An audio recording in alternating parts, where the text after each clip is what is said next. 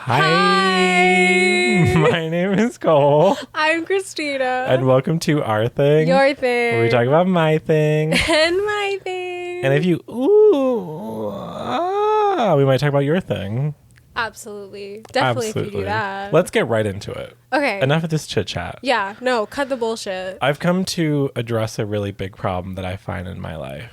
Because I'm starting. Because we're on an even number. Yeah. No, I was aware. Yeah. I was about to be like, what's your thing? Here's my thing. Okay. I think emojis are becoming, I think we need to reinvent some stuff. Okay. Particularly the iPhone message reacts. Mm-hmm. Because I think some of them have become harsh. Oh. I think the thumbs up is an assault. Uh-huh. I don't think we should thumbs up anymore. Can I tell you, it's so crazy you say this because I have been I'm sorry to cut you off. No, go. I have been consciously stopping myself from thumbs upping things because it feels aggressive. It's aggressive now. So I started hearting things. Yeah. And I feel like people, because it says like, and the heart just means I like. Yeah. Right? The heart means I like that. Yeah. Right? So I started hearting things. And now I feel like it's a little too. I feel like the heart's doing too much work now. It's doing too much.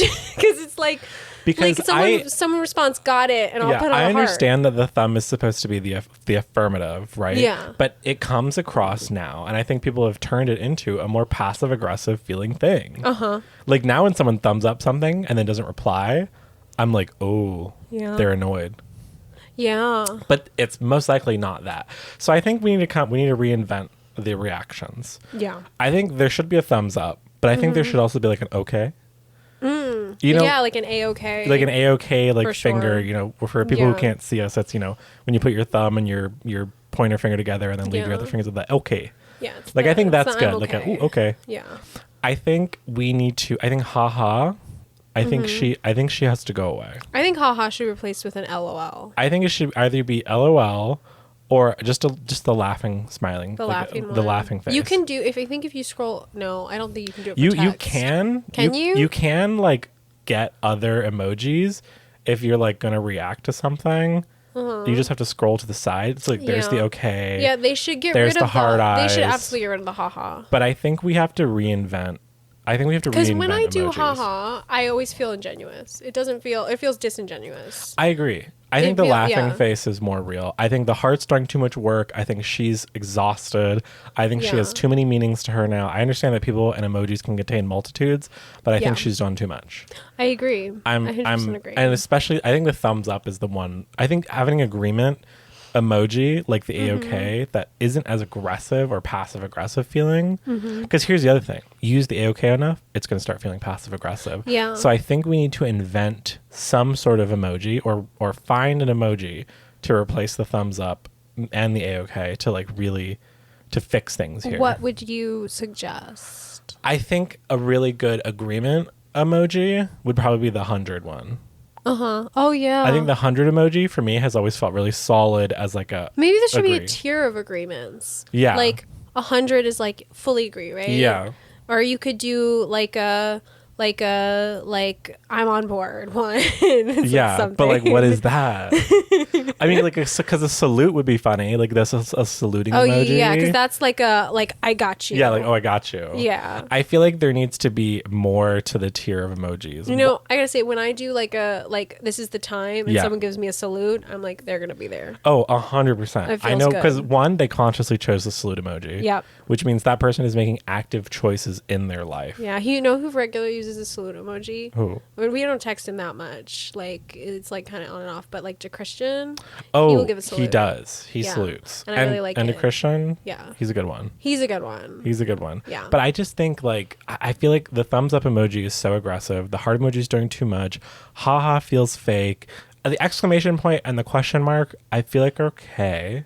I like the exclamation. Yeah. I use that sometimes when someone sends me something where I'm like, oh, I'll usually put an exclamation. Yeah, I think that one's okay. I think what's the other ones? I think there's I like want to go look now. Yeah. It's thumbs up, thumbs down. On Instagram, when I send you stuff, you send me like sparkles. Yeah. I like the sparkles. Because I changed out the heart because I feel like the heart, a red heart, really aggressive. Oh yeah, red heart is are you like stalking me? Yeah, you're obsessed with me. You're a stalker. Like, get out of my house. Like if someone sends me a red heart, I think if I weird. look outside my window, they're gonna be there. You know, can I tell you? I ever since I saw you send me sparkles, I was like, oh, that's so cute. I was like, but if I do it now, it's gonna look like a copy. It really will, but you can find your own. Yeah, I could have my own. But honestly, I was looking through them. But because the sparkle's like probably, I'm gonna ask you this in a second, but the sparkle's probably one of my top used emojis, hands down. And I think that one's nice because it's like, ooh, you know, the sparkle emoji is like, ooh. It's like a little it's like a little like sprinkle of like, and ooh. it's like more of a conscious effort than the heart. I think the red heart emoji, I think anyone who sends you a red heart emoji, we gotta lock them up. Dude, we gotta lock them up. What are you, like, obsessed with me? You Why are obsessed with red me. Heart? I don't send anyone the red heart emoji. People don't send the love of their lives red heart. So yeah. use like the black heart. And they're like, oh, our relationship's so special. I love David to the moon and the moon and Mars and back, but I don't send the red heart emoji. I send the sparkle pink heart emoji. Because the red heart is like, feels like stalking behavior. It feels like a lot. It feels like a lot. It feels like you're giving me like you're relying on me a lot here. It's like codependent. It's giving oh my god, it is codependency. Yeah, it's a lot. Like the red heart, it's a lot. The red heart react, I feel like, is lessened because it has that blue background on it. But I feel like we should customize her a little bit. I like, you know which one I like? Honestly, I like the emojis with the heart eyes. Yeah. I like a good heart eye emoji. Cute. I sometimes use that. Yeah. Okay. I'll ask you now before we like reinvent the wheel. When you go to your text, what are your most used emojis? Oh, that's a good question. Let's see. Not counting stickers, because I have a lot of stickers. I also have a lot of stickers as well. My most used emojis are kind of weird right now. Yeah, sometimes you fall into like a weird spell with them. A good majority of them are stickers of you, to be honest. Yeah, no, I have a lot of stickers. Like if you see, there's like, there's that one of us. Yeah. And there's two stickers. There's us at Comic-Con as a sticker. Yep. I have a lot of stickers. My current stickers are Crystal, Cheesy Bread. There's one of Sweetie. Yeah. There's William. Sweetie. Yeah. There's my James twice. My son Joe. There's you. Oh, here's one of David. Not your David. Yeah. Oh, that's the David one. Yeah. That one's David a good one. I love that one. But like my top used emoji right now is the sparkle emoji. That sparkle emoji is within my top to use. A lot of the pink heart with the sparkles on it is my top to use. That's also in my top to use. I use that one. Oh, the like lipstick kiss. Yeah. The dancing woman is like my top one. That's crazy. I don't think I've ever seen you. I don't think these are top to use. I think these are like the last ones you've used. Yeah, they're your most recent. Yeah. So this is like my most recent. The vampire is there. Yeah. So I use the vampire. Hey, Vampira. The black check mark is there for me. But that's because I do a lot of lists on my notes app and I use the black check mark a lot. Oh, that makes sense. The smiling tear one is there for me, this guy. Oh, yeah. As I like well that as Mr. Salute.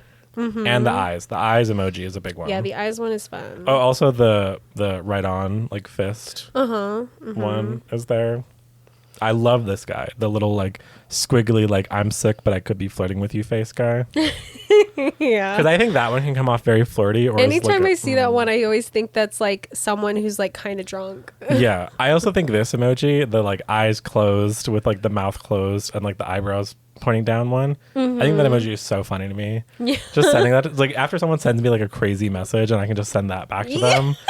They'll be like, oh. And also, I'll say this, emojis can never beat emoticons. Can I tell you, you saying that though real quick? I sent my mom a text the other day that was like, Crystal and Sweetie had a fight again, and she sent me back the head down. That's funny. It didn't make me laugh. See? She was being so sincere. See, Katie knows. She knows. But like, I feel like, yeah, emoticons can beat emojis any day. I miss emoticons. There is nothing. Okay, let me show you the most powerful emoticon. Okay. This is actually like an Egyptian hieroglyphic because this one emoticon literally conveys so much emotion in it, and it's this guy. Oh yeah. it's for all our listeners, it's the colon / just like face. Yeah. Literally nothing on earth can compete with that. He's powerful. I love this emoji. Oh, the smiling like head shake, smiling with the eyes closed. Yeah. I like that one. But like that emoji, that emoticon is so powerful. Emoticons I mean, like colon 3 as a heart. Yeah. Like that's a classic. Oh yeah. Like That's cute. The If I could send this, less, if I could send this, yeah, or less the greater less than three, no, or less the less than three. If I could send that to people as like a react, Yeah. like have an emoticon react, that'd be great. Because emoticons are so much better. Like one of my favorites. But I think there would be something about like having them where you just click on it as a button that would feel a little feels odd. weird. Like this, I Yeah. love doing. I mean, you could just bring them back and start. I do. I them. still use them. I absolutely still use them. Never sent me an emoticon. Well, yeah, because we're like. Blah, blah, blah, blah. That's true. But like, I'll send smiley faces still. yeah, I send winky faces a lot. A Yeah. winky face emoticon with like just the colon, parenthesis. Yeah. Powerful. Yeah. Very powerful. Very also feels very flirty. It does, and it's fun. It's fun, also doing flirty, like the cute. semicolon with a frowny parentheses. Very very funny. Very funny. Very cute. So good. And I just feel like people used to be so creative because you would have those full like pictures. face, yeah, like the Lenny face, the guy who's going like God, this. yeah, Who's like wearing the shrugging those are face. so fun. Oh I my remember God. as like a middle schooler making those with my friends. Yeah, like, sending them back and forth. They were so much more powerful. Yeah, and they still are to this and it day. took creativity. It did. Like, you know what? It took some Emoticons- thought. It took some creativity. Emoticons outsell emojis. People want to any be day. like mindless and just like be like, oh, yep, that's the one, and just Tap, click it. yeah. Yeah. But I wish I could send emoticons as reacts. That would be that would probably level up Yeah. my life a lot. Yeah, absolutely. Um, You should be able to like do your own like emoji, like make your own little emojis. There's like a thing of that, but would it be fun. requires AI, We don't want that. and we don't want that. No. But it's just like I feel like we need to reinvent how we send emojis to each other because they're starting to become a little harsh. Yeah. And they're starting to take on new meanings. Mm-hmm. You know what I mean? Yeah. You know what else needs to stop? Huh. This is sort of about text etiquette in general. Okay. ... Yeah. Don't Don't. do that to me. Like they send a message and then they send like a. If someone's like, hi, ... I'm like, uh-oh. And it's a really big Gen X boomer thing. Yeah. They love sending an ellipses. They do. At the end of any message, my mom will be like, I have something to tell you, ... And I'm like, what's going on? And then she's like, oh, I got new flowers. What and is I'm that like, supposed to convey? Like that it's going to take me a second to type this out? Because when I see that, I'm like, this is like you're about to tell me this is something a really serious thing. You're about to tell me that someone just died. Yeah. Like, yeah. You're about to tell me that I'm like the worst person ever. Like something's about to happen. Yeah, you're about to like tell me like you're cutting me out of your life. 'Cause Ellipses I'm is a lot. toxic. Oh my God. An ellipses react emote would be great. Like someone sends me something stupid and I just ... it. Yeah. I do like a ... when someone sends you something, like you send something dumb. Yeah. And And you just ... back. But like that's Yeah. context. Like some people will just send them out of the blue. Like if you're like, hey, I have something to tell you ... I'm like, Yeah. no ... Yeah. And also if you're gonna text anybody, hey, I have something to tell you, you better immediately reply right after that. Yeah. Or be like, but don't freak out, it's nothing bad. Or be like, hey, it's kind of serious, so just like I need to talk to you. Yeah. Like preface it. Don't leave me in the dark. Yeah, I agree. I think if you are doing that, you're like, I have something to tell you, and you don't immediately like clarify what it Yeah, is. that's abuse. You are purposefully you're like being manipulative. Yeah. I think you're purposely I should be able to call trying to the get in that police. person's head. Yeah. Yeah. I will call 911 ACAB on you, and I will fight you in the street. Mm-hmm. I will take you to a Walmart parking lot and box you. I just went through my head and like had this like any mention of police, cops, whatever, Yeah. and like no matter what the context is, just being like ACAB and then going back like, yeah, my purse was stolen, the police showed up and like got an ACAB. We got a report. It's true. I do it every time. Like sometimes you have to call the police and it sucks. Yeah, it does suck. Don't call But but ACAB. I'd rather just have like a social worker show up. But anyways, like if I could, like the ... would be a really powerful react. But I just think like the reacts, Yeah. I think we have to go back to the drawing board with them. I think we have to like figure it out again. I think we as a society suffer because of the reacts, and I think if we could liberate ourselves to a newer like plane of react emojis, we'd be better. Because like Instagram, with how much more customizable the like reacts are, I feel a lot more free. I'm feeling sexy and free. Glitter's raining on me. I want to go look. And I'm gonna go look on Instagram. oh my God.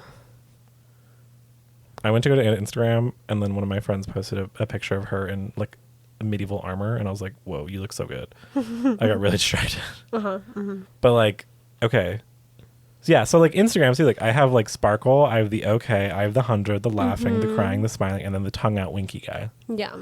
Which isn't always used, but when I do use it, it's powerful. And I'm just like, this is sort of like I don't really have like a good wrap up to this. I just think we need to redo it.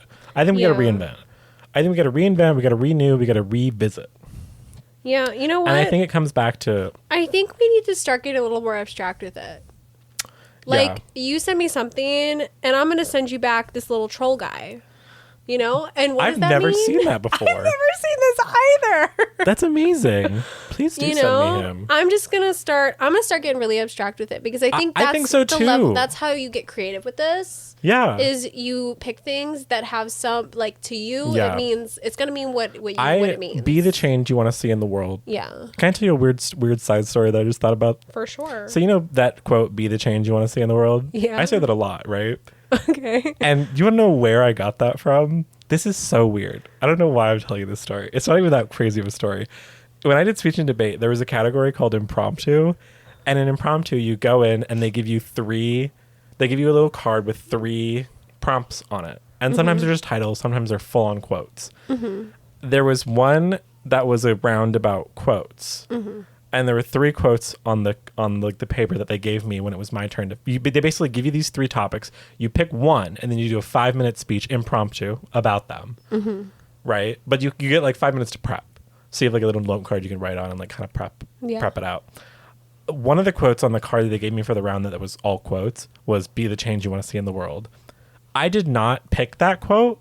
I don't even remember what quote I picked.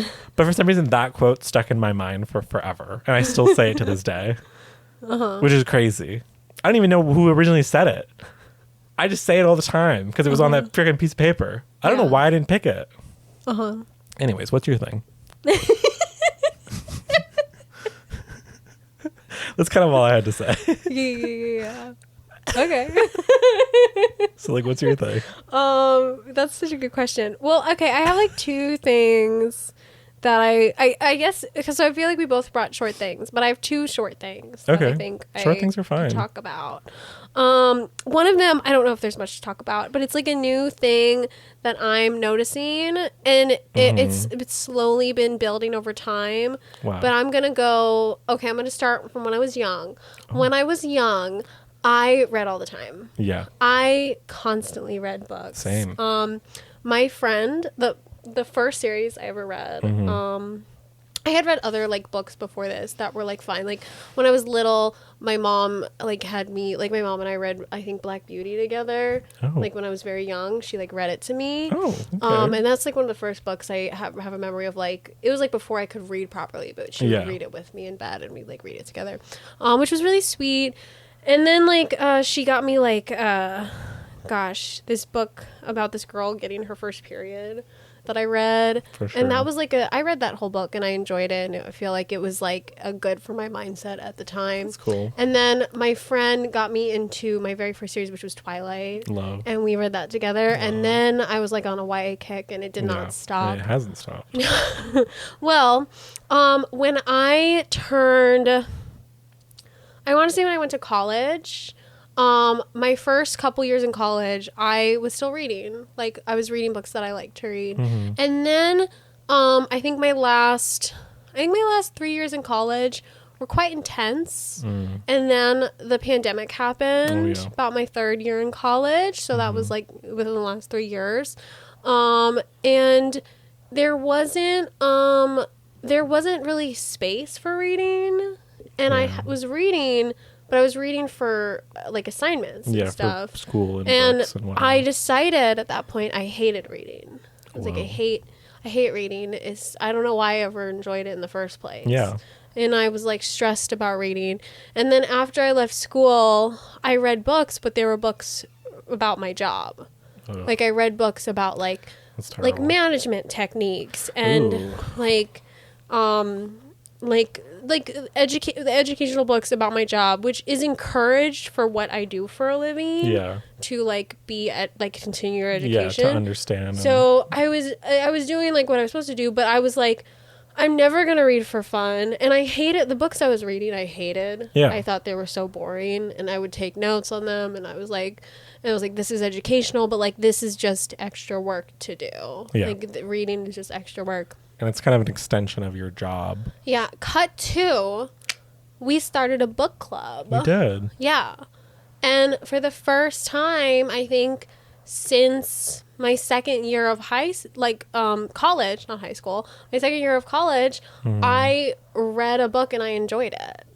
And and now I am reading 2 books at the same time. Wow.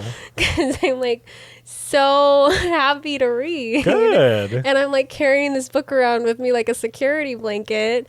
And it makes me so happy to pick up. That's great. And I'm like so excited. Like even now I'm like, oh, later when I go to bed, I'm going to read it more. And then when I wake up, I'm going to probably read it a little bit. That's great. Yeah. And it makes me just so happy.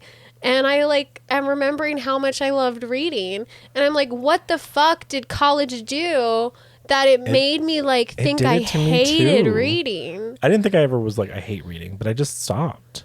I thought I hated it. That's crazy. Because we would read, I remember in English, I had to read books about things that were interesting and I'm not enjoying them. And I was like, oh, it's because I hate this. Yeah. It's because I hate reading. I think it is very common for a lot of people who did read a lot that you eventually just hit this weird point in your life where you just kind of stop reading for a bit, and then whether or not you fall in love with it is completely up to you. Yeah. And I think our book club has really helped.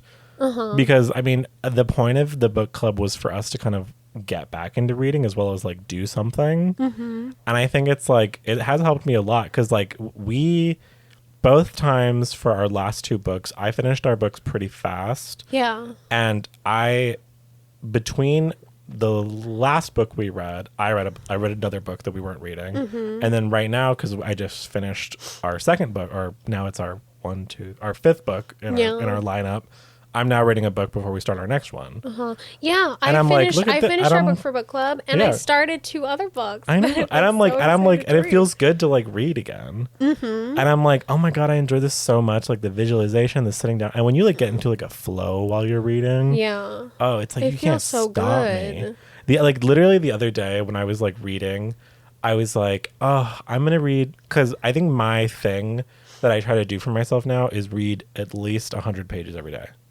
Which is kind of a lot, but I guess it depends on how fast of a reader you are. But that is pushing it for me. But I can spread out the 100 throughout a day. Yeah. So I don't have to sit down in one sitting. But then the other day I was I'm just gonna do 100 pages, and I remember I did 100 pages, and I was like, this part's really interesting. I'm gonna keep reading, and I kept reading, and I ended up reading 250 pages in one sitting before bed. I think that's totally fair, and it was good. I loved it. I was like, oh, this feels great. I will say that when I go to sleep at night, I always try to tell myself you are turning off anything mental after 11. Yeah. So you're not on your phone, you're not doing. But now that I'm reading, it feels it's oh, but this is good for your brain.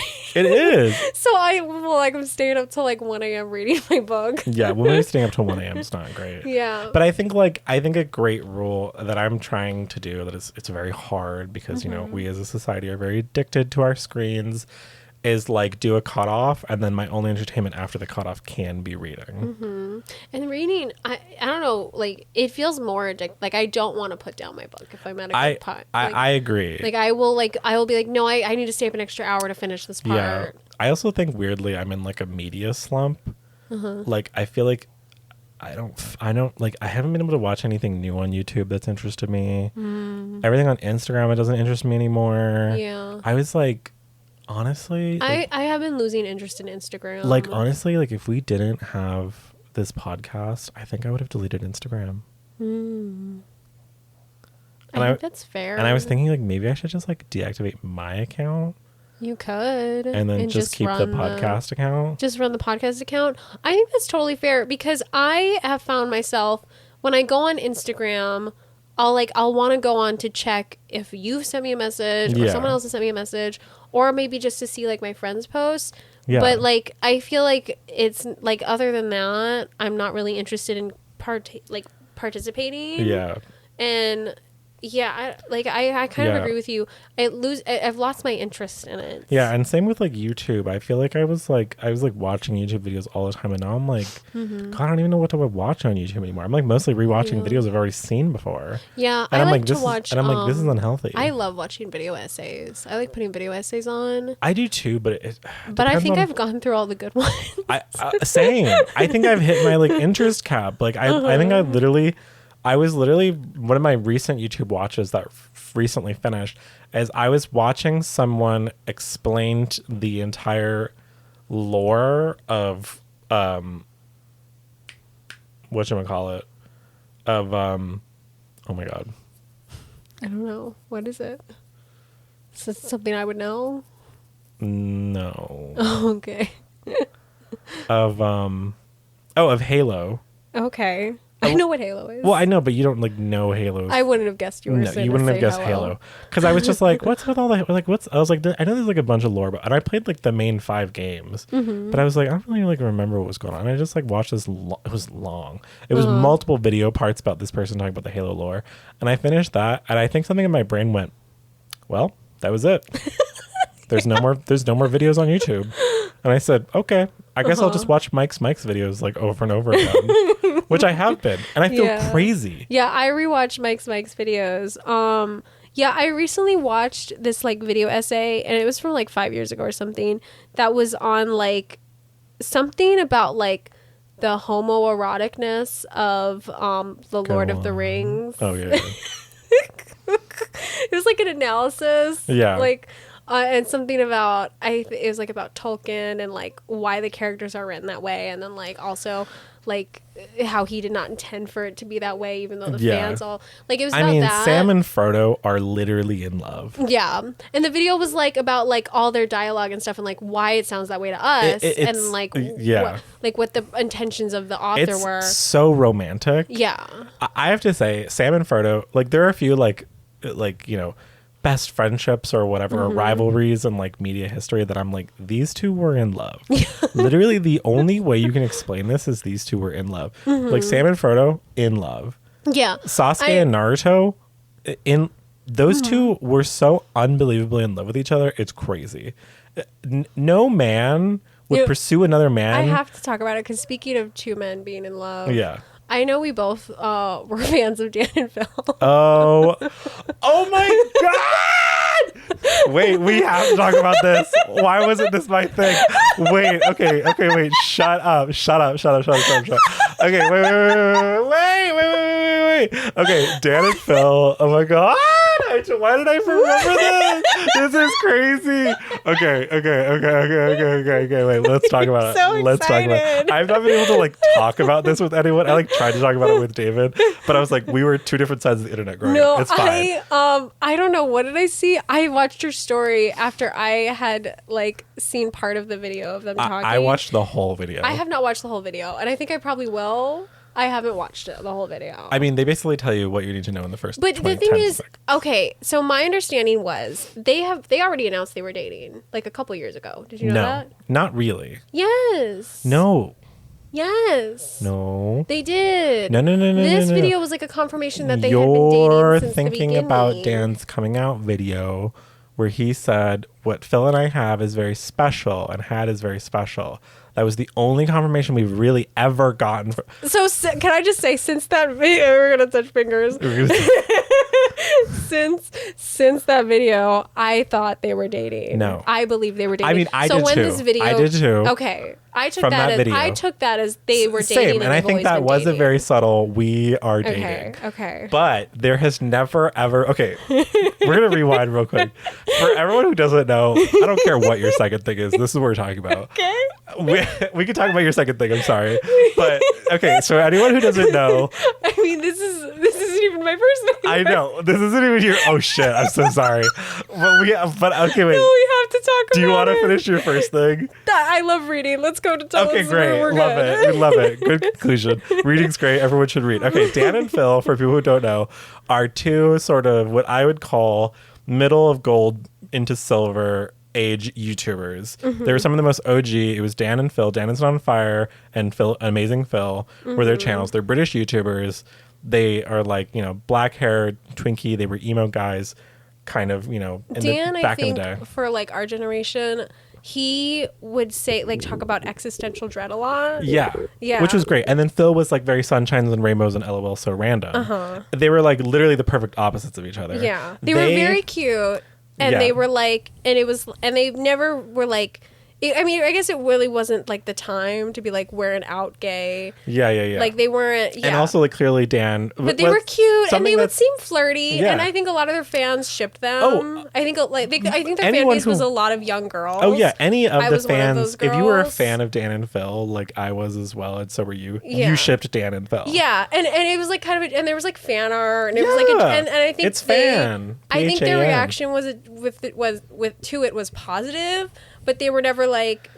They were like, oh, but we're friends. Like they would be like, we're friends. There was a lot of like indicators and stuff that they would post that was like, oh, these two like kind of like the famous tackle hug. That changed the world. Yeah, two things changed the world: fire and that hug. Yeah, I definitely think because there was also fans that would be like, guys, they're not dating. Like, don't force that on them. I always thought that was crazy. I always thought it was because crazy too. They're so clearly because they're like they would be flirty. They're like, also together every other. moment of every day. Yeah, but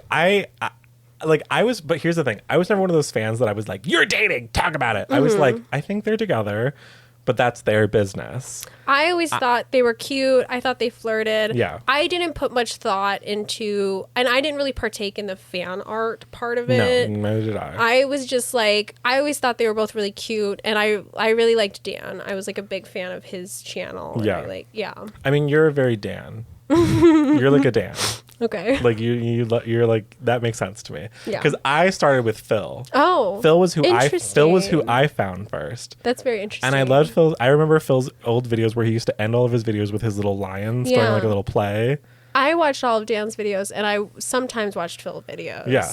I watched more of Phil's videos than I watched of Dan's originally. That's so interesting. Yeah. I loved like Phil's videos and everything. I love both of them pretty much equally now. Yeah, they are But great. they basically had this long connection, friendship, relationship. They're one of the very few YouTubers from that age who like didn't turn out to be problematic. True.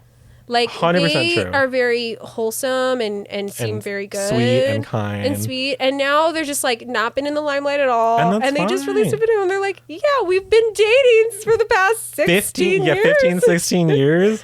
Which I mean is like, everyone's always like, duh. But it's also like good for you for like making it public. Because like watching the video, there was a lot of Dan talking about he's the reason why they didn't go public. Like Phil is much more laid back, much more like, whatever about it. But he didn't. And he wanted to be publicly out. But Dan has all of these hangups from his childhood and the way he was raised and, just the way he perceives the world as well. Like, the man full of existential dread.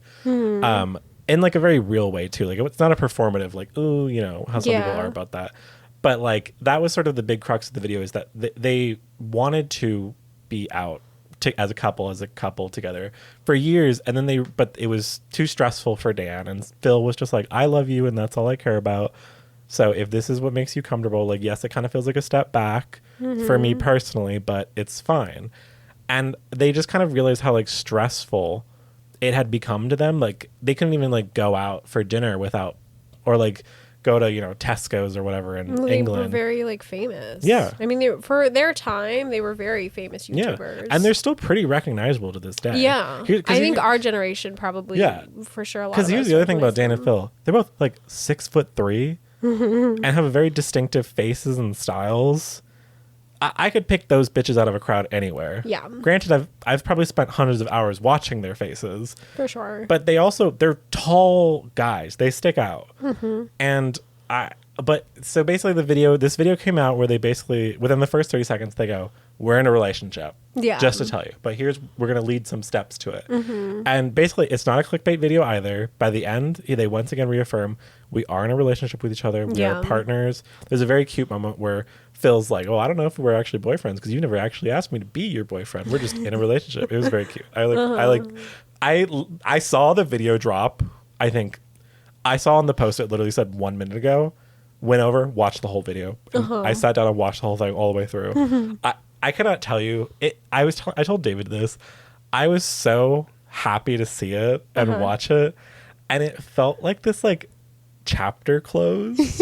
You know what I mean? No, I totally get what you're saying, because I think for the past forever, it was like, oh yeah, those two are dating. Yeah. Like, yeah. And they didn't, then they it didn't was, need to post oh my God, confirmation either. yeah, no, they didn't have to do that. Yeah. Absolutely. But, and then, you know, he did his coming out video, and Yeah. it was like, okay, cool. Like, this feels like some which kind of closure. Again, love their coming out videos. That Dan's is 50 minutes long and Phil's is 7. So funny. But this does feel like closure, because it is like in a weird way, it was like, yeah, we all knew that, but also it's like, like, Yeah, like, oh my God. Like, Yeah. it literally feels like two of my like old friends like just said this big thing that everyone maybe knew, but then it was just like, oh. yeah, Like, it was so, like, I was like, I posted on Instagram. because I they're was like, sharing it with yeah, everyone, and which is so special. you know, and they didn't have to do that. They at didn't, all. and I felt like so great watching it. I was just like smiling the whole time, and I really felt for them because I do love them, and I still watch their content when they come out with it. Like the Dan and Phil gaming channel, amazing. Their Sims playthrough is legendary. I fucking love that playthrough that they do of Sims. But this was such a big moment for every like chronically online teen of our era, and like people who were into this. And like, I'm so happy you brought it up. Oh my God, I didn't even think about talking about this. I honestly thought it might have been your thing. It should have. Like, once again, I picked the wrong thing. This is like 3 weeks in a row that I've clearly picked the wrong thing. But I mean, I don't know what more to say about it other than it made me so happy. And I was just like, this is incredible, and like, thank you both for like sharing this with us. Like, you didn't need to, Yeah. but I understand that now that you are sharing it, they can have a lot more freedom in their lives, Because no one's gonna take pictures of them and be like, oh, yeah, you know, there's not gonna be like speculation. yeah. And one of the things they talk about too is that like, because they had this kind of like secret, it was hard to be close and stay close with people, especially people who were like very like also other influencer people, Yeah. because they couldn't be like, ooh, or you know, they kind of had to be like, ooh, hey, like, we know what like the video you took of us, like, you know, Dan and I are like sitting together or something, and blah blah blah, like, you have to cut that out or you can't post that.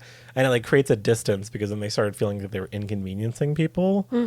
And so now I feel like, now that it's out there, I like hope that they can continue to like have like a great kind of like, you know, more expressed life, which is awesome, because, you know, these are two people that I actually have met them. Yeah, I have met them. I met them once. They were both very nice. I have a picture with them somewhere. They seem like very nice, down to earth. I always thought Dan seemed like, okay, whoa. Hi. What's up? Hello, William. What's going on? Okay. You know, Yeah. we're just like recording. Yeah, no, we're recording. Oh no, I'm glad you set this precedent. I'll remember this when you and Brenda are filming the bucket list vlogs. No, we'll remember this. Okay, so this is the precedent that you just set. Okay. Oh. No, No. we it's not picking it up. I think the dryer is not the issue that's gonna disrupt our podcast. Yeah, for sure. Okay. For sure. This motherfucker. For sure. Do you remember the day you came over? I remember. And Brenda and him were in here, and we were waiting for them to be done, even because they had to be done at a certain time, and they were going over. And you were like, "Should I go in there and say something?" And I was like, "Yeah." And you were like, "No, I won't." I won't interrupt them. Yeah, we can't do that. We can't do that. It would be wrong. But he couldn't wait. He couldn't wait. Wow. He's got everything out there. He needs that particular. We're talking about Dan and Phil, and he has to come in here. He doesn't even know who those people are. He doesn't. No. And he shouldn't be allowed to. It's not for him. It's not for him. Yeah. It's Where did you meet them? I met them here in LA. They were doing something, and they posted like, "Oh, we're gonna be like." They were at like LA Live for something, and they were like, "Oh, I think it was like a VidCon thing." Oh, They're basically like, we're doing like a meet and greet for fans outside of VidCon for people who couldn't like attend. And for anyone who wants to come, like, show up, we'll take pictures and say hi. But they're like, we don't want it to be like too crazy. Yeah. So I just went, because I was like, I could just take the train there and I can get out right there and just walk over. Cute. And I went and met them, and I like said hello, and I brought them chocolate. How long ago was this? Oh, you brought them chocolate? Yeah, I brought them Aw. chocolate. They really liked it. And I remember Dan complimented the shirt I was wearing, and I was like, oh. It was like really Yeah. cute. They're really sweet. If I can find that picture, I don't know where it is. I loved Dan. I think I started YouTube being like a big fan of Shane Dawson and Jenna Yeah. Marbles. Oh yeah. Those were my Jenna top Marbles, two. the queen. Please come And- back. Please come back. And then Jenna. I slowly got more into watching Dan is on Fire, those videos. Yeah. Can I tell you? We're gonna kind of talk about YouTube here, but Okay. if I saw Jenna Marbles out in the Mm-hmm. wild, I think I would start crying Yeah. because that's like I'm connected to her. Yeah, she's fantastic. She's fantastic. Until this day, She did not- I think she's fantastic. she did not deserve to get like bullied off the internet. No, I think there was an attempt Yeah. of canceling her. Yeah. And here's the thing. We can talk about it. I believe she did blackface in one of her videos. Unintentional. She was just very bronzed. Okay. So it was unintentional. It wasn't like she was doing Yeah. like a caricature. Yeah, it was as she explained it. Like she still like counts it as like blackfacing because she was like I should no one should be bronzing that hard. She felt so bad, and she felt terrible. And then, she cried. She made a video where she was, I think, literally crying. Yeah, and she apologized and she was like, "I'm done. I'm not gonna make any more videos." yeah, and then like because the other thing that people wanted to cancel her about was that there's like some like fake parody like rap video where she says like kind of like what is would be considered, I'm not gonna repeat it obviously, like a slightly like kind of racist Chinese joke, but then the idea is that in the song itself she goes, wait, you're not supposed to say that, what the hell, as like an acknowledgement that like it's like a parody of a song, so she's like, you shouldn't fucking say that in the song. And then people were like, nope, cancel her for that. I'm like, but it's in the satire's in there. Yeah. And then the other thing, I can't remember what the third thing was, but there was some like third incident. Oh, I think it was just because she was friends with people who were getting canceled. And she was kind of like, hey, like the thing about like you canceling people is you don't know them. Yeah. These are people that I talk to and I interact with. Yeah, I don't think you can ask someone to cut. Like, it's not your responsibility to make sure that she's cutting people off. Yeah, and Like, then yeah, she made the video that she said she's going to step away from YouTube either Yeah. forever or for a little bit. It's starting to feel like forever. yeah. I I think- hope that she has she's living her life. Well, and she's positive Julian, and- her husband now, he like gives some Jenna updates every now and then, and she seems like she's really happy. And they have like a greyhound rescue thing going on now. Cute. And I will tell you, when Julian posted their wedding photos, I cried.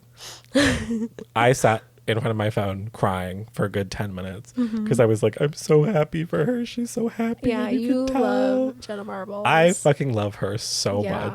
much. I still watch her videos. I just go back and watch They her are videos. great. They're She's incredible. so funny. She's hilarious. Her videos are hilarious. I love her intro. Yeah. Her Yeah. I just like, and like growing with, because like I grew up with her, and then as I matured, her content also matured. Yeah. And she, when she just started doing her like, I'm an old lady doing things in my house, I was like, this is fantastic. You're right, Jenna. I do want a 35-minute video of you just washing your dogs and talking about it. It was so great. Like, or her cutting soap with Kermit. Like, that shit is so funny to me. Yeah. And I was just like, good for you, Oh, Jenna. Kermit. Oh my God. Give me your wrist. I think about this sometimes. The day that they post that Mr. Marbles has passed on, Oh. I'm going to lose it. I'm going to fucking lose it. Yeah. Because that dog is my dog. Like, I have seen that dog since he was a puppy. The day that they post that he has passed on, I'm losing my mind. Yeah. I mean, that will be like, because that is like a lifetime, right? It is. That is like your life where you grew up with this dog, Yeah. right? That's like 15, 16 years that I've known this dog. Yeah. Maybe longer. That dog's old. Oh. God, he's an old boy. Anyways, what's your second thing? Sort of went on like a tangent there. No, that's okay. I do like talking about like this old YouTube era. Because Just we're as never like gonna a have side it. note, I think like the true end of like me watching any kind of YouTuber was probably the like, Sugar Bear hair canceling Tati and James Charles. yeah, I think that was it. Yeah. I think that was like that was like this smash like climax hit of YouTube. Yeah, I think when the Dramageddon happened on YouTube and it was all drama constantly, I think the like big explosion of the makeup YouTubers into YouTube mainstream culture and all their drama kind of ruined YouTube as a community. Yeah, because it was so toxic. It was super like toxic. so toxic. And there was like fun, innocent, like silly YouTube. Yeah. And then there was like this crazy drama wave. Toxic YouTube. And then there was... And it was like fun as like a bit for like, but then it became all of YouTube. Yeah. And then there was like the Shane Dawson like documentary things and blah, blah, Yeah. blah, blah. And it was just like, I think that era stopped YouTube. Oh my God. I love the meme of Jeffree Star. Oh, moving all the makeup. And Shane's like, whoa. And it's like, why did I think this 8 when the first time I watched it? I remember watching that and being like, wait, is this something? Like, are they doing something? I was like, whoa, is he a genius? I was like, no, he's not. It's so funny. It makes me laugh anytime I see it on Instagram. It's so funny to me. I love that we're kind of like coming back to this, like, hey, remember this part of YouTube? Because I loved early YouTube when YouTube was all sketch. Yeah. Like when everyone had characters. And it was just like doing... people from like random places. It was just like literally a bunch of kids from the Midwest. Yeah, all just like turning on a camera and doing stupid shit. And just doing dumb shit. And it was so like real and funny. That and is the golden era of YouTube. And the comedy was very much like raw and just like kids. Like Ryan Higa's Twilight parody video. His like so how to be a gangster, how to be a ninja. I think about like whenever I quote like the baseball scene from Twilight, I always do the Alice quote, but as him, as his friend in that video, was like, "It's time."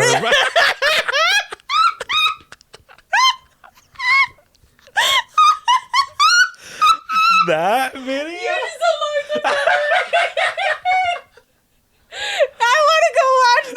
That video is so funny. It's so funny. Oh my God, it's he's so like funny. He's like the Hot Wheel car with his finger doing like the crash into them.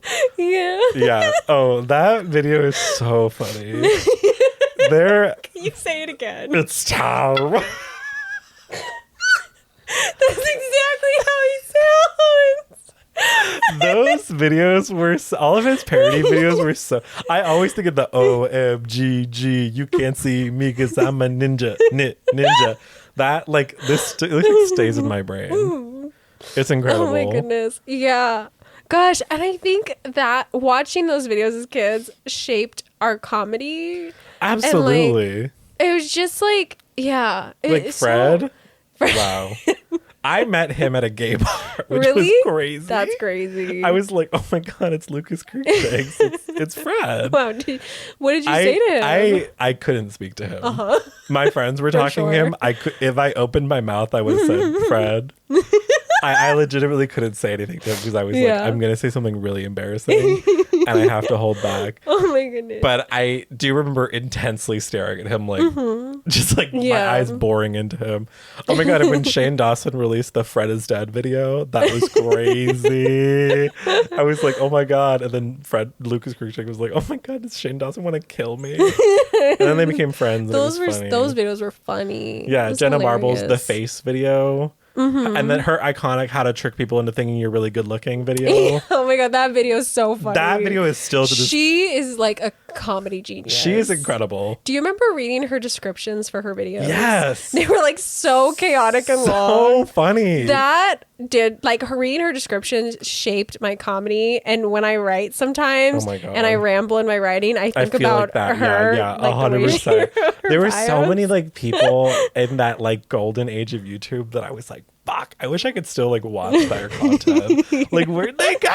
Where are you? Oh my goodness. Like that shit was so funny. Oh yeah, absolutely. And then when like collabs started happening, that was huge. That was like such a big like worlds colliding. Worlds colliding. Like people were showing up in people's houses. Marvel Cinematic Universe could never. Okay. Marvel could not compare to the moment that I saw Tyler Oakley and Troye Sivan on a screen together. When I saw that, I lost my mind. When the British YouTubers were showing up in people's videos, when Jenna Marbles was doing collabs with people, I was like, this is big. Yeah. This is my God. huge. Yeah, because like these were like it felt like real people that were famous. Yeah. And celebrities don't feel like that. No. These were like real people. And you would see their lives. You'd be in their houses and they would be talking to you. And then they would go and meet each other and they'd all go and be talking to you. Yeah. I mean, I guess that's like the very start of like parasocial like relationships was like with this. Yeah, 100%. Yeah. Oh my gosh. Wow. Yeah, the YouTube collabs, YouTube challenges. We talked about that the other week. Those were huge. Oh my God. Like watching people do like, do you remember Grace Helbig? Mm-mm. What? You ever watch Grace Helbig? I don't think so. Wait, yes I did. With like Hannah Hart and Mamie Hart. Yeah. I didn't recognize the last name. They were a trio. Yeah, she was great. Grace facing, that was a big thing. We did like the ding. Oh my God. She dated someone, didn't she? Yeah. There was a big dating thing that happened, but they're not together anymore. Yeah. I literally remember speaking of Jenna Marbles. I remember when she broke up with Max No Sleeves. I remember that too. Yeah, I remember when that happened, and then I remember her getting together with. I remember being really sad because I was like, oh, but they were in love. Yeah. And she had talked about like before that she was like, well, we're not going to get married, but she was like, my philosophy is maybe like one day we'll like have a couple kids and we'll like, and it was like, hey, maybe we'll do it one day. And I was like, oh, they're like really in love. Like they're committed to each other. And then she's like, yeah, we broke up. I know. But then she got with Julian, and Julian is so good. Yeah, it sounds like who she's with now he's amazing. He's good. And their dynamic is so funny. The Aries Virgo dynamic. Mm-hmm. So that's the thing. That's another claim I have is we're both Virgos. Mm-hmm. She's a Virgo. Oh my God. Yeah, you are very much a Virgo. Jenna Marbles. Some people are like their sign, and it's like they're not connected to their sign. Just know that you made me who I am. You are so important to me. If I ever saw you, I will apologize in advance for crying in front of you. Because she's one of the few YouTubers that I like you know, I'm a big fan of that I've never met in my life, never even seen in the wild. You know? Yeah. I remember I met Ryan Higa randomly because he's from Hawaii. Yeah, he's from the Big Island though. Okay. But me and my family used to go to the Big Island kind of a bit. We had like friends there. Oh, so you saw him in Hawaii? I saw him in Hawaii. He was a friend of one of my friends. Oh wow! And he just was like at this like thing that we were hanging out at, and I was like, you're Ryan Higa. And he was like, oh yeah, and I was like a huge fan of yours. And he's like, oh, that's sick. He's like, you're from like Hawaii, and I was like, yeah. I was like, you're a huge inspiration to me, and I was like, that's crazy. It does feel good, like. Some of like the old YouTubers that I am like the biggest fan of, they got out like without being like burned. Like I know Jenna Marbles had a rough she had a rough go of it, but like, you know, Dan and Phil, they are kind of like they're out of it, and like filming, like being filmed as a kid and like making content. It's so easy. You could have said something. Like I think me being filmed, I could have said something. Like I think it's so easy. You could have said something that like would be deemed cancelable. Yeah. And it's nice that these people do seem like genuinely good people that were just trying to entertain, and they're now living like well-adjusted lives. Yeah. Not all of them. Not all of them. And then like some of them that were very responsible with their success have been able to continue to like live comfortably and like do other things now. Yeah. I'm like, you know, like people like Ryan Higa, they got to put him in a writer's room. I don't know like if he's doing anything about I don't know what he's doing now. But I hope that he's in a writer's room somewhere because that boy is funny as fuck. Yeah, absolutely. Jenna Marbles as well. We got to put her on screen. Yeah. Oh, she's so funny. She's hilarious. I don't know what she does professionally now as like work, but she is such a funny person.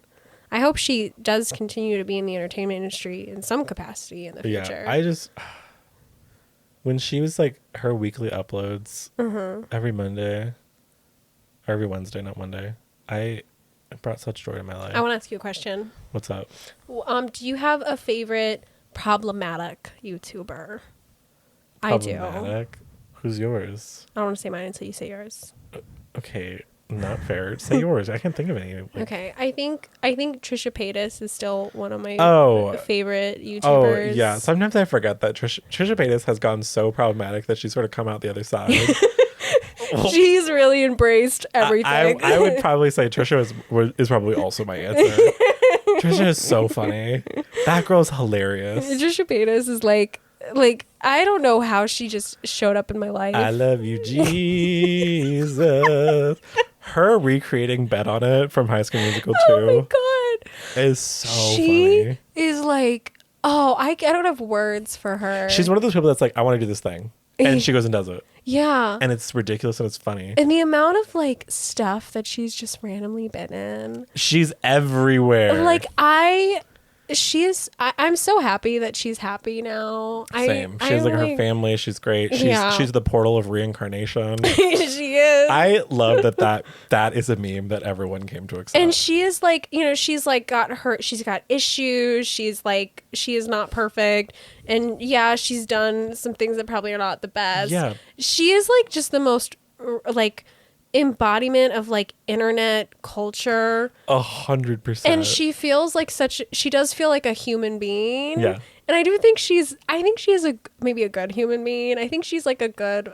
Yeah. I think she's I don't a good think she's person. ever meant anything bad. No, necessarily. I don't think she has any hate in her. I think she's maybe she's lived a hard life. Yeah. And I think she's got maybe some views about the world that are a little like, like maybe like kind of just from her perspective of how she's lived. Yeah. But by any means, she's not like, it's not like she's out there saying anything hateful or like, she's like, she's just such a fun, I think about the interesting person. I think about the am I transgender 1000%. Yeah. Do I identify with my natural born gender 1000%? So fucking funny. It's so funny. And you know what's crazy about Trisha Paytas? She appeared for me in Shane Dawson's videos first. She was like his friend that he would every now and then bring in and hang out with. Same. And then same, suddenly same, she was, because like one of the first videos I remember of her was the one where she's like hanging out with Shane Dawson and she tells him like, oh, I have the record for fastest like speed rapping. And he was like, what? That was one of the first videos I saw of her. I had no idea who she was. Yeah, and then I was like, wait, this is the same Trisha Paytas that everyone was talking about? I was like, this is bizarre. And then I saw like this video compilation of her in like different shows. Like she was on Ellen. She's and everywhere. Then, yeah, she was like everywhere. I don't know. I think she was on Dr. Phil. Is that true? Yeah, for her tanning thing. Yeah. Oh yeah. Yeah, that's crazy. Oh my god, she's everywhere. She just yeah. And then she's just like, she's such a good entertainer. You know like, what I always the thought? stuff she puts out is I always so thought funny. she should have been in an episode of Supernatural. Oh my god, she would like have done Snooki great. was? Like Oh my- Snooki, she should have been a demon. She should have been in an episode of Snooki Supernatural. was a demon Yeah. in Supernatural. I was like, when I And saw then she's as Snooki. So Yeah. like Snooki shows up and they're like, oh, of course. Snooki's a demon. Yeah. Snooki's a demon. So funny. And she plays Snooki. Like she doesn't act evil. Yeah, She's she's like, I am Snooki. She's like chewing gum and she's like, so you guys want to make a deal? She's like, you want to make a deal? You want to smush? She's like, you guys are pretty hot. Which is so funny and felt so camp. It's so camp, which that show eventually became. Yeah, as it kind of should always. Like the camp episodes of Supernatural are pretty good. Yeah. Oh my gosh. Yeah, she should have been. But her random like reels on Instagram where she's dressed up like she's in like a tavern and she's like doing this horrible accent and she's like, hello traveler. And she's like pouring drinks. And she's like, She's so funny. she's so funny. Her reels and also like RuPaul's Instagram are so funny. RuPaul's like weird energy Instagrams crack me up. I only see RuPaul memes. There's one that I quote with David quite a bit, which is her. It's in this. I wish I could find this video again. I sent this video to David that has like, it's like one of those like fading transitions between all these different quotes and whatnot. But one of them is RuPaul going, "It's 8 p.m. Do you know what your pussy's at?" And something about that fucking kills me every time I think about it. And the way she says it is so... Or when she's like, we're now unboxing the LaRuru. And she just like pulls it out, like is like staring at it. And it's like... RuPaul, whoever is like doing... I think it's just RuPaul doing it. It's anyway, we've gotten so off track. No, we have. We got into YouTube. We got into YouTube and it was a spiral. But it seems like this is what we needed to talk about. No, we needed this. What? Do you still want to talk about your second thing? Should I don't have to. We're like it'll running be a up on an quick hour. thing. Do you have a lot of stuff to talk about from our people? I had a few, but Our I can cut listeners? down to the most interesting ones. I'll save my thing, and if it feels worth talking about, I can save it for next time, and we can do we can just get some stuff from our listeners. Okay, we can get some stuff from our listeners. That's good. Okay. Give me a second to pull it up. For sure. Because it's 8 p.m. Do you know where your pussy's at? I'm telling you, I think about that and I just start laughing to myself. I think what it is, I think it's like these people that are funny personalities, and when they're given like free reign to like post what they want, it's like, well, yeah, it's gonna be good. It's gonna be like good content that's like fun. I think that's the thing is like now when people are really famous, there has to be like filters on everything. Yeah. Like there has to be like approvals, and it's like, but no, some people you just let them go, and they like, you know. And I think Trisha's past the point of being canceled. Yeah, she's kind of immune to it at this point. Yeah, because it's like, well, she's kind of said the worst things I think she would ever say, and she's done maybe the worst thing she'll ever do. So like, this is who she is, and people love her. All right, I have a thing. Yeah. Okay. First thing is from Seance Kroles. Okay. Seance Kroles says, "It's autumn. What are some of your autumn things? My things are pretty basic, like pumpkins and shit." Okay. I think pumpkins and shit is fair. Yeah. I think if they had said pumpkin spice, I would have been a little triggered. Yeah, you would have struck me. Maybe. We'll talk about that on the podcast. Yeah, for sure. No, but like, I just think, like, if you're like, oh, I'm so basic, I like pumpkin spice lattes. I think that's performative. I don't like pumpkin spice lattes, and I can get if they're not that great. They don't taste that good. They don't taste. So you're drinking this, I think, for aesthetic purposes. Yeah. I think anyone who's drinking a pumpkin spice latte is doing it for aesthetic purposes. Because you know what you probably actually would like is maybe just like a latte with cinnamon on it. Like that's all like all you want. True. Because the pumpkin taste, not good. I also don't taste pumpkin whenever I drink a pumpkin spice latte. No. It's been a hot second since I've had one, but I don't ever remember being like, this is pumpkin flavored. I don't know what a pumpkin tastes like. You ever had pumpkin pie? Yeah, I hate it. That's crazy. I don't like pumpkin pie. Fucking love. I like sweet potato pie. And I remember once there was a pumpkin what pie. What kind of pies do you like? Like fruit pies? Yeah. You nasty whore. You don't like an apple pie. It's fine. I'm not. It's not my favorite thing. My favorite pie is like probably like chocolate or Hershey's like pies. Like a straight up chocolate pie? Yeah, like with Hershey's or like the cream in it. I like those. It's like a lot. Well, what do you like? What kind of pies do you like? I like a Boston cream pie. Okay. I like a pumpkin pie. Okay. I can fuck with... Pumpkin pie is so just what it... Like, it's just pumpkin. Like, it's just pumpkin. But it's done well. It's like a good. sponge of pumpkin. But it's like good and cinnamony and it's like fun. It's gross. When you like eat it, it like gives you a little hug. Slimy. Okay, all pie is slimy, bitch. And apple pie is more slimy than a pumpkin pie. That's the worst part of apple pie is how slimy it is. Okay, so good. This is a universal note. This is not okay. No, most pies are slimy, and I'm not a fan. I think pie. I'm not in generally a pie person. Yeah, I think pies are like fine. I think it's definitely one of my lower tier desserts. Just because I'm like. Because there are better desserts. There are better desserts. I appreciate that a pie will always give you a little crunch. Depending on how good the pie is. Okay, wait. If the pie gives you no crunch, if it's just all soft and all slime, I'm a little disappointed. That is literally a pumpkin pie. But not the good ones. That's what I'm saying is like the good pumpkin pies will have a little crunch with the crust. I don't want the filling to be crunchy. I want the crust to be crunchy. What? I don't know. I just don't understand anyone like. But I like a haupia pie. That's good. A what? Haupia. What's that? It's like coconut with cream and chocolate. I don't think I've ever had that before. It's a Hawaiian thing. Oh.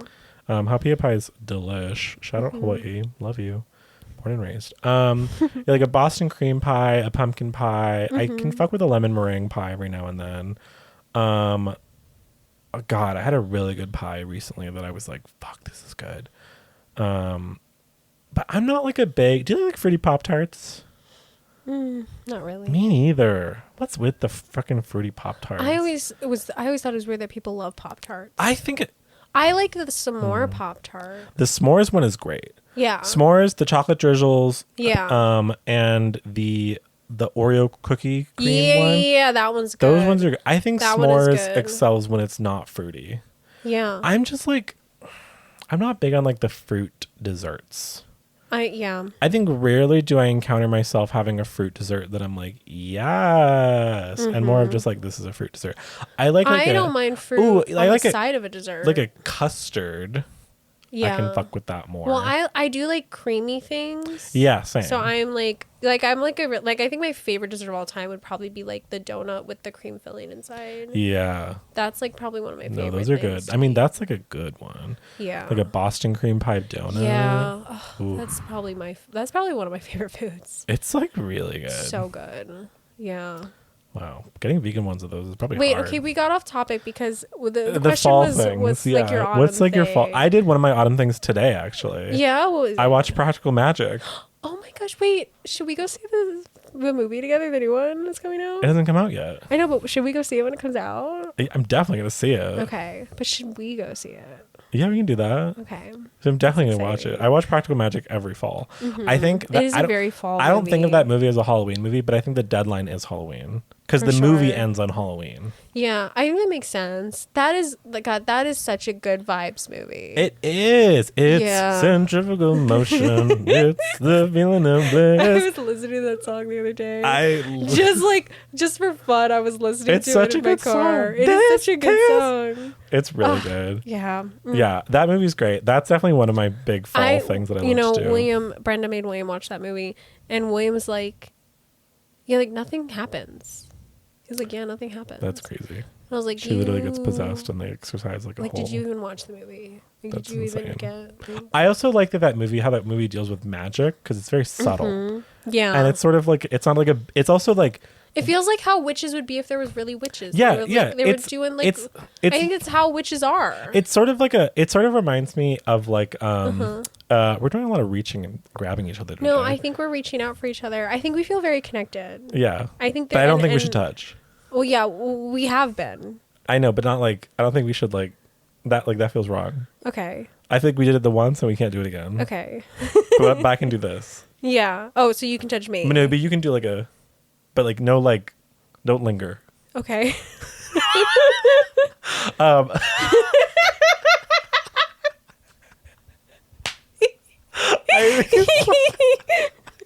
Since this podcast started, I think you've hit me 4 times.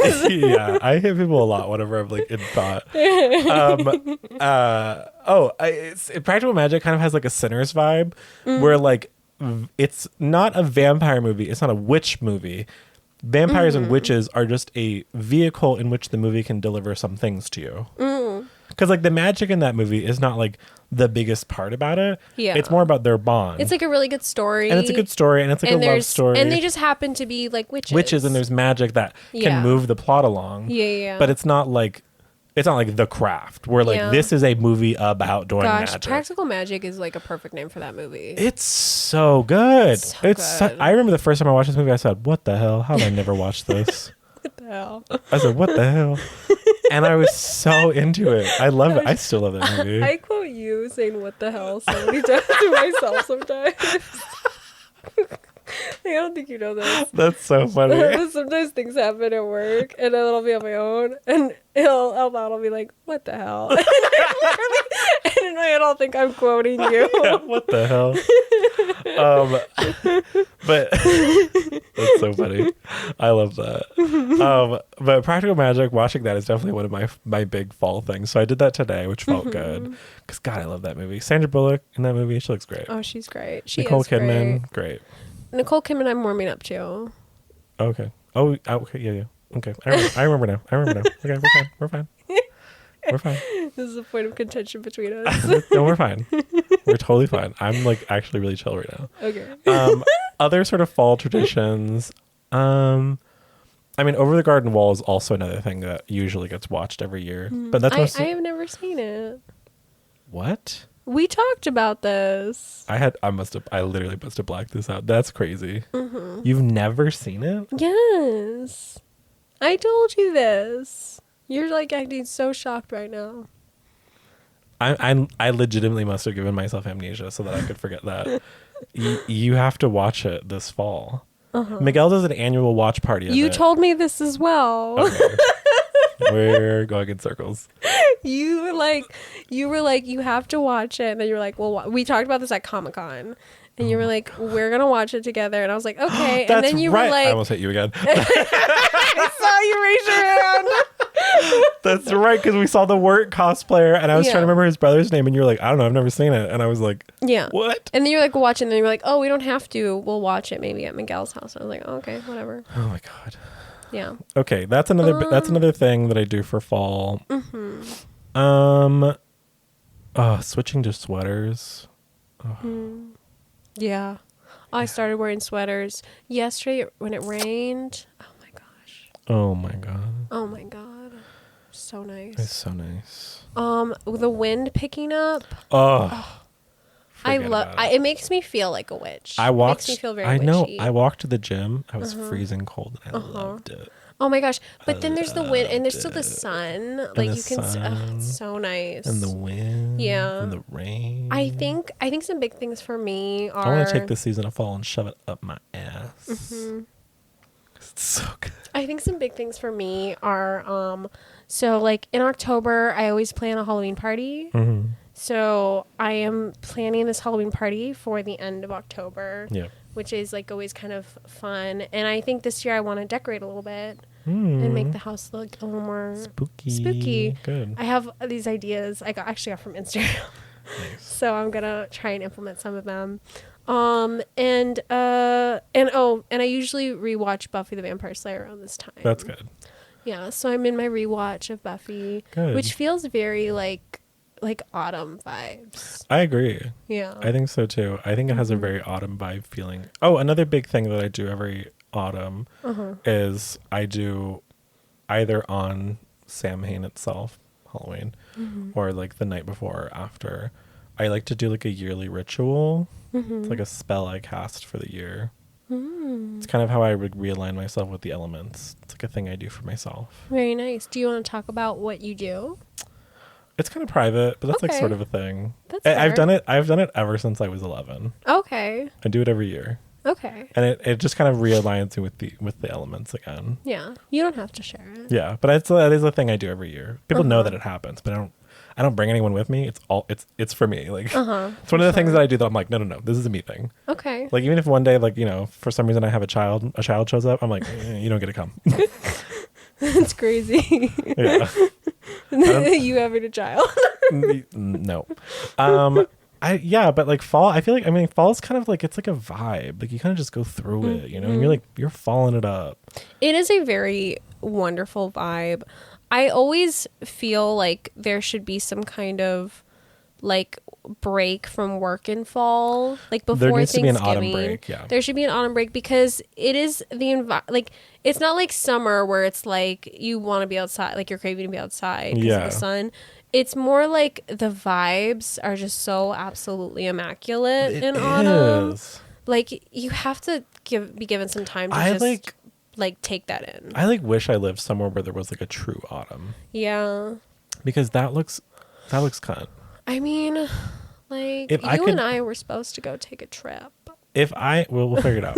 If I could like truly like, but even that's not a true autumn.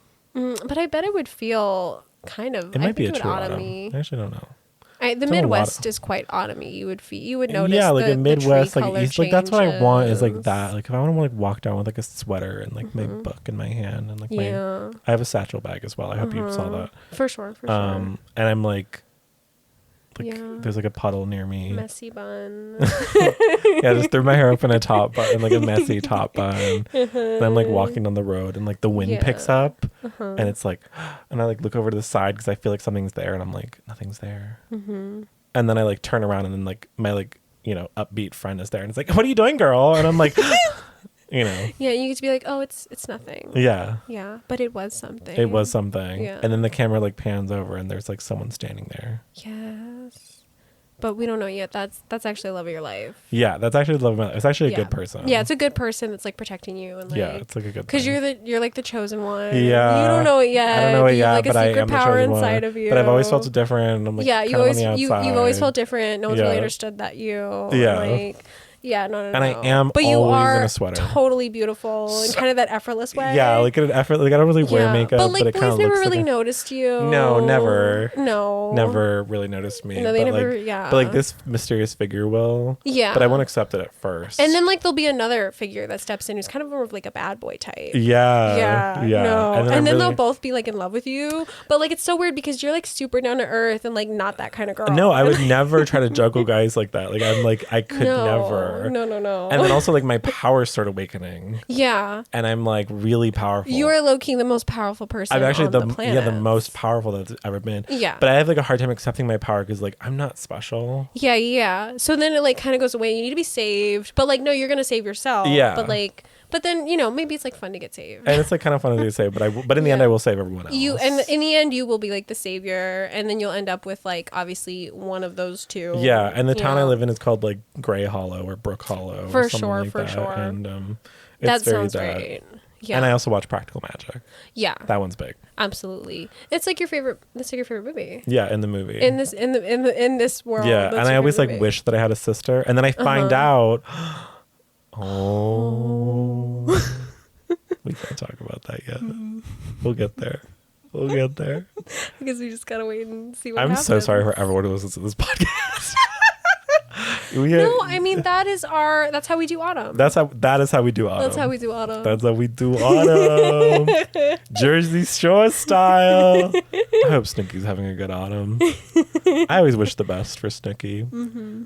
You know, we gotta get her. We gotta get her somewhere. Oh my gosh, have you seen the Twilight? One that they did, the Jersey Shore Twilight. 100%. So good. It's so funny. So funny. So funny. This is a fun one. Okay. Just because I feel like this is a little bit more specific of a question. Okay. Magic, yo. I'm always thinking about magic. You guys trying to build any new decks? Oh, that is pretty specific. Yeah. Yeah. Which means that this is I a person. wonder who sent this that. is a person we know. Oh, that was sent by Loren Mago. Lauren Mago. Yeah, Loren Mago. Okay. Yeah, they want to know if we're building any magic decks right now. Gosh, I have like 4. Yeah, you feel pretty content in your like. No, I have like 4 that I'm building. Oh, for sure. Like I am content. I am very happy. I gotta say the newest one I have, the mono black. Shui Reanimator one makes me very happy to play, and I think it's a fun deck. I think seeing how that deck runs and what I get to do with it when it pops off and what I can do on my turn with it, even if I don't necessarily win, the amount of steps of things I get to do and like take things out of my graveyard and like put things in the graveyard and take things out, I love so much. It's fundamentally changed like how you feel about how I feel about playing certain cards, because I always thought I would hate the idea of sacrificing mana creatures. No, I actually love it. Once you get into it, I love it. I see. I told you. Okay, I told you when you first started playing Magic that I think you would like something like an Aristocrat You stack. Described it, and I was like, I wouldn't want to kill my own creatures. No, I knew you would. I knew you, because here's the thing. I think we have very similar play styles we are drawn to, and Aristocrats is something that I'm very drawn to as well. Mm-hmm. And I knew you would get drawn to it. So now that has happened, I've put these other decks. There is actually one a mono red deck, and I can't remember the commander I picked that I wanted to try and build, but I struggled with it so much. I was like, this is too hard to figure out. I've decided that I really want to make like a full Aristocrats deck. Yeah. I think I would really like to do that. That being said, the Avatar: The Last Airbender set is going to be coming out. So that was going to come with some stuff. And I really think that I want to build Toph. I think for sure Toph, and I feel like there'll be one other that I want to do. Probably. And I doubt they're going to have anything in there that's like will be for like an Aristocrats themed deck. Yeah. I don't think that I'm going to get that. I think so far our closest is Ozai's card. Yeah. So so I'm not sure, but I know for sure I'm going to build a Toph deck. I want to build a tokens deck, and Zachary had suggested a commander that I liked that I think I will probably try and do. But those I can't remember. I'd have to look it up on my phone, which maybe I could look up. But I think like all of that's on, because I get it's like too many choices. I get like excited about one thing and Yeah. I'll be focused on that for a 100%. while. And I'm like, oh, but this other thing, and then it all costs lots of money. So then it's like, what do you do first? Yeah. But I like playing Shoe of Feet is so fun. It has like, and I think I have my most fun when I'm playing that deck or I'm playing a Spellslinger deck. Yeah. So I feel like I want to make a different type of Spellslinger deck. Mm-hmm. Like I think like me having fun playing Commander, I need a different type of Spellslinger deck. And then I want an Aristocrats deck that is more Aristocrats than my Shoe of Feet deck. Mm-hmm. Like, I think those two things. Because my deck, Yeah, yes, I mean, is reanimating. I wouldn't even call it an Aristocrats deck. Yeah, it's not. But it like there's some sacrifice in there. And that's my favorite part of that deck is sacrificing things to make things happen. Yeah. So I want another deck that does more of that. I should probably like ask you for Commander suggestions actually for that. Because I have feel a like bunch, yeah. I love Aristocrats. Yeah. My like core Aristocrats deck that I have, well, I technically have two of them, which is Gave and the Shattergang Brothers. Mm-hmm. Shattergang Brothers is definitely more off the beaten path Aristocrats, but I have so much fun playing that deck because it's also half Reanimator. That deck is such a fun time. I was playing I should play it. I've never played that one. It's so fun. I'm gonna play that one next time we play. I was playing it the other day and I was having a blast. I was like, God, this deck is good. Because it's just a good time to play. It's not even like that crazy strong. It can out of nowhere get really strong, but it's very fun. But I think that's very true for all of my decks is that they'll just out of nowhere get very strong. Yeah, what I think is a really fun thing about when you play, and this is something that I like really like, and I can't really emulate yet because I'm not that good. But you will be playing, and everything's fine, and everything's chill, and someone else may be like winning, or someone else is the threat, and then it gets to your turn, and you will win. And it's just out of nowhere. I'm a silent killer. Sometimes when I'm like, I should probably telegraph this that I'm going to win. So I will sometimes be like, hey guys, I'm about to win. Just so you know. Yeah. Or tell someone, hey, if you're going to pass your turn and you don't feel like winning right now, just know that I will. Yeah, I always think it's really fun. I like coming out from behind. I just like coming around the corner with a baseball bat and just whacking someone over the head. Yeah. That part's sometimes you like wait. Like sometimes you will have the win and then you're kind of waiting and you're waiting and then someone else will do a big move and you're like, all right, that's enough of that. And then you like win. I'm like, enough. Yeah. Yeah. No, Which I always think is funny. yeah, it's true. I mean, James says it all the time. He's like, anytime I play against you, he's like, unless you're doing like particularly poorly with like your mana or whatever, he's like, it's hard to count you out because I know you're just gonna come out from behind. Which also like is like a horrible way to have established myself because now I could legitimately be doing bad and people will be like, we gotta kill him. And I'm like, I'm literally suffering, guys. Yeah. But it's funny. But in terms of new decks that I want to build, I just built 2 new ones, which I love the Papalymo deck.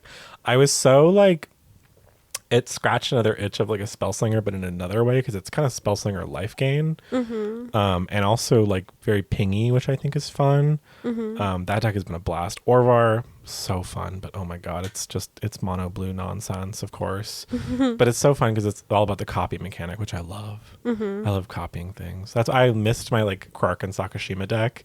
And this deck is scratching that itch again. Oh, speaking of copying things and also Spellslinger, I think a commander that I have been looking at and thinking about for a long time is Riku. Yeah. Of the 2 reflections. Yeah. That commander seems fun to me, and I would like to build that one day. Yeah. But I want it to be different from the Spellslinger I already have. Yeah. So I'm still trying to figure out what it will be. But yeah. Maybe I could lean more into copying. Maybe, I don't know. You'll figure it out. It's one of those things that you kind of learn as you grow what you want. Yeah. But in terms of like, if I want to build anything next, I mean, I'm pretty much on the lookout for the Avatar set as well. Yeah, like, that's the thing is, I'm I very think we gotta wait. I'm very interested in what Azula will become. Because I'd love to see what they make for her.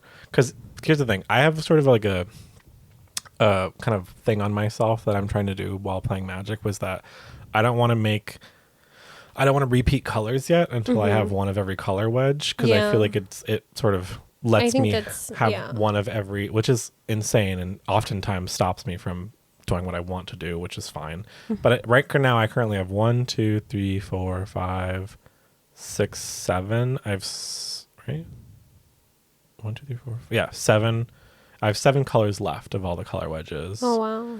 And I recently, because I kind of had plans for 1, 2, 3, 4 of them, and then I recently was like, these aren't as fun as much as I thought anymore. So now I have only 2 that I know that I'll make in those colors, and then the rest I'm like, who knows? I have to wait for more cards to come out. Could you name one of the commanders you think you're going to build?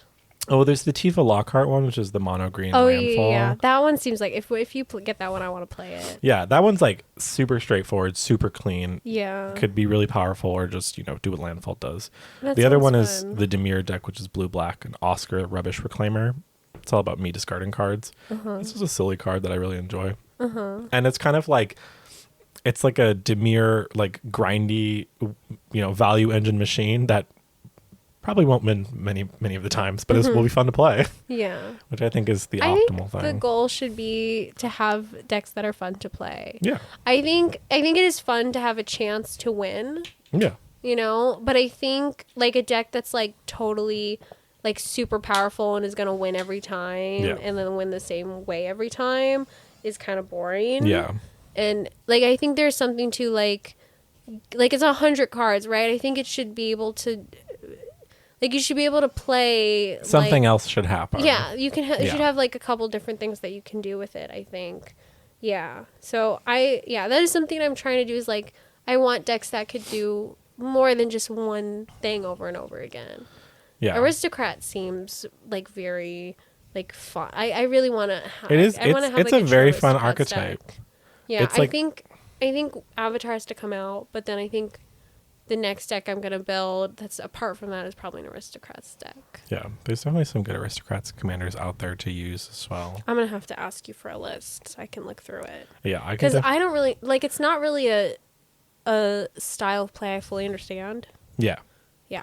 It's one of those styles of play. I feel like this is not going to be the most interesting to listen to thing if you listen to if you don't play Magic. We can talk about it more off the podcast. Hey, one of our listeners wanted to know. Yeah, well, we've told them what we're thinking about building. For me, it could either be it could be Tifa or it could be Oscar Rubbish Reclaimer, or and the other one would be Gilwain Casting Director, which is a Selesnya deck that I think I probably will end up building because I want every time I play test it, it's just so funny and silly. But I'm definitely waiting to see what's going to happen with Avatar and what's going to happen with like Lorwyn and Strixhaven next year. I just touched Christina's toe. You It did. was like a little moment. We're like being really touchy today. Mostly slapping. But yeah. Yeah, but that's sort of where we're at with Magic. Do you have any closing thoughts before we sign off? No, I mean I'm really excited for the new Avatar set. Me too. I think it's Toph, the first metal bender. Yeah. Is the card that I want to build. Yeah, Naya. Yeah, Artifact. and I think it'll probably be like an artifacts deck, right? I mean, it definitely will be. Yeah, it's kind of artifacts, kind of Which landfall. Is my first time building anything that has to do with like where artifacts matter and also where like where lands will matter. Yeah. Which I'm kind of really excited about. It feels like a little more complex than any of my other commanders. Yeah, that one's a bit of a scratcher because it's a new way to do landfall and artifacts. And I even asked you a question. I was like, "Well, will this work? How this?" And you didn't even know for sure. Yeah, that was a hard rules question, but I think we figured it out. Yeah, I even talked to David about it, and he was like explaining to me what he thought, and I was like, okay, yeah, that makes sense. Yeah. And it is kind of what I thought also. Yeah. No, you had a good instinct about it too. Yeah. I think is good. So I'm like really excited for that one, but I would like it to have like I already actually built one around that card, but I want to I would like it to have more see of the support from the yeah. And I was like test playing it. It's like the same thing when I made my Taval deck, is I took the card and then put a bunch of cards in there. Yeah. And then when the pre-con came out, I was like, oh, these cards also work really well. And then I ended up only having to switch around like 8 cards or so. Yeah, so I built like a deck, but I want to see what more, because I wanted to include as many Avatar cards as possible. There's going to be a bunch of earthbending support as well. So yeah, so but I don't know, because I don't know if there'll be like that many artifact cards. I mean, there released. might. Yeah, I mean, if so anything, there will be earthbending cards, which will be good for your artifacts. True. So we'll see, because I did want to lean into like landfall. Yeah. And yeah, so I don't know. Yeah, landfall is also a deck type that I don't have either. Neither Yeah. artifacts. I don't really have an artifacts deck either. I think and you know what made me think artifacts would be fun was watching David play some of his decks. Yeah. Because he has a lot. I think he has a lot. Or maybe I've just noticed. I think David has 3 artifact decks. Okay, so he does have quite a few. Yeah. And they always seem really fun. They do. And when I first saw it, without seeing anyone play it, yeah. I was like, artifacts doesn't seem like that fun of a thing. Yeah. But he always makes it look really fun. So I especially excited. love David's Golbez deck. I think that deck is incredible. Yeah, his decks are really fun. I love David's decks. Yeah. David's one of my favorite deck builders out there. I think all of his decks are fun and they have such a David flair to them. Yeah, I like the way that, like, most of the time when he ends up winning, it's very interesting to see how he wins a game. It always seems pretty complex. And and I think most people like it's kind of that style where I don't think he jumps out and attacks a lot. No. It's usually some other way of winning. Yeah, David doesn't really... Which I think is more is something I always like. Because I'm not the I'm going to punch you aggro in the face. deck. But when you do play an aggro deck, though, sometimes it does feel great. Like my Erois deck, my red-white deck, God, that deck just... Oh, to be clear, I like attacking. Oh, yeah. But I like attacking when I feel like there's going to be no tricks up anybody else's safe, sleeve. yeah. I am I will kill when I know I can kill. Yeah. Pounce on the prey while it's I don't want to punch. I don't want to be punched back. I just don't want the retaliation. See, that's why I love my Erois deck, is I'm just whoop, sideways, attack. Yeah, your Rose deck, I love playing your Rose deck because they're all indestructible. And it's it's so simple. It's just you go. can't fucking touch me and Do I'm not going to just my beat cards. the shit out of you. Yeah, it's great. But David does play in this way where it's you're not even upset because he hasn't attacked you, but he's winning. You're like, damn, he is outvaluing me really hard. No, I think I love that Golbez deck. I was so happy when that card came out because David was like, I really want to see what Golbez is. And I think he was really fiending for a card like that card. And then that card came out and it was perfect. And he was he literally said, I'm salivating. And I was like, yes. Yeah. That was the same as when he made his Wick, his rat deck. Oh, I like that one too. I saw that card and I remember David didn't really have any buzz about it initially, but I went, I think David's going to build this deck. Something inside of me is telling me that David's going to make this deck. And then he was like, I'm making a Wick deck. And I was like, yes, I knew it. But that deck is really fun. David has some really great decks. I love all of his decks, honestly. There's not one of his decks that I don't like. Whenever we all play together, I always like playing his one... Ariette, I think. Oh yeah, Ariette of the Charmed Apple. Yeah, I really like that one. But I always think sometimes I want to ask him to play some of his others because I think he has a lot of them, a lot of decks that I would like to try. He's got good ones. Yeah, and I would like to try your Shatter Gang. They're a good time. Yeah, that one seems fun. They're sometimes weird and you're sometimes like, what am I doing? Yeah, it's so hard because when we play, I'm always like, well, I want to play my decks. You know? I mean, there's never enough time. And there's never enough time. If we played Magic every single day, that's how you could fulfill the quota. For sure. But we don't. Yeah. So that's a thing. Mm-hmm. But, it's whatever. It's whatever. It makes it when we play, it's fun and exciting. Yeah. It's only every once in a while. It's a good time. Magic is a good time. If you've never played Magic, maybe don't start. Honestly, it's a very expensive hobby. If you could live without it, maybe you're fine. Yeah, maybe play Pauper or something and you'll be okay. But I think we're good on things from people. Yeah. We talked about a lot of stuff today. We talked about a lot of stuff and not necessarily the stuff we plan to talk about. No. I came in here thinking about emojis, and then I went on a full-on rant about Danville. Well, I think I discovered your true thing. That you did. Yeah. That's sort of a thing that's kind of happening now. Is that we discover the real thing in the thing. Yeah. The real thing was the thing we made along the way. The real thing was the thing along the way to the other thing. Yeah.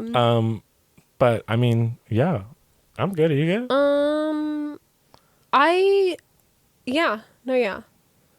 If you're good, I'm good. Are you good? Are you good? I'm good. Okay. Then we're good. We're good. Thank you so much for listening, everybody. If you've made it past everything we've been talking about today. Yeah, no, we appreciate you. We really do. Just so you know, I am talking to you. Yes. You specifically. You specifically. If you're like, is she talking about me? You know who you are. Thank you so much for listening. If you don't already, please follow us on Instagram, Our Thing, Your Thing Pod. Mm-hmm. You can also send us more of your things. You can follow our personal social medias. I'm Kolzikin on my Instagram. Christina's is kind of up in the air. Mine's up in the air. Send it to Kole. I'll get it. Yeah, just send it to me. Send whatever. Follow me. Follow our podcast, of course. Like, share, rate it, comment on these episodes on Spotify, wherever you listen to. Yes. We appreciate it. This is fun for us, and I hope it's fun for you. Oh my gosh, I really hope it's fun for you, because it is fun for us. It's a great time for us. Yeah, we have a great time. We gotta go. So see ya. Bye. Bye.